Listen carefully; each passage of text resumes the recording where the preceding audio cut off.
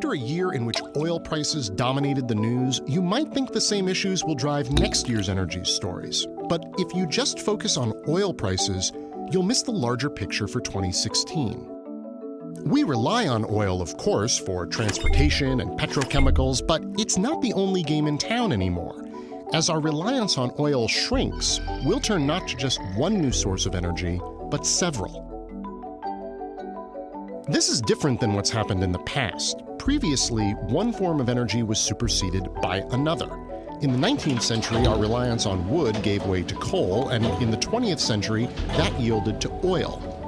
But in the 21st century, the next step won't be an orderly progression from one fuel to the next. It'll be a free-for-all. So, which source stands the best shot? Let's get the easy answer out of the way first. It isn't going to be coal. Although Japan and China will add coal plants this year, coal's share of U.S. electricity production has gone down 17% since 2005. Coal is just too dirty in the face of climate change. Nuclear energy isn't doing so hot these days either. Since Fukushima, several aging U.S. plants have been closed, and Germany, Japan, Taiwan, and other countries are planning to phase out nuclear energy altogether. From there, though, the energy picture gets a lot sunnier. Natural gas is the big success story of the past few years, pouring out of U.S. fracking projects and undercutting coal as a cheap source of electricity.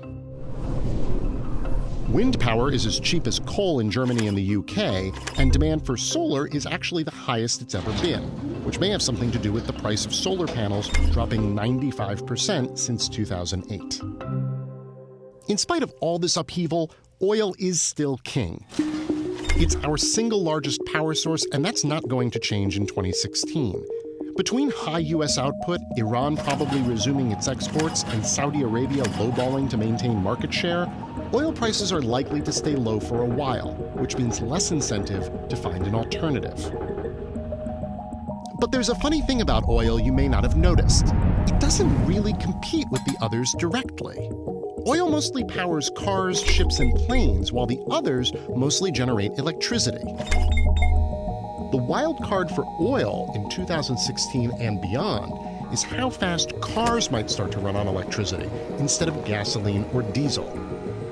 If and when we see a big shift, it may signal the true end of the oil age, but it won't be replaced by the solar age or the biofuel age or the wind age.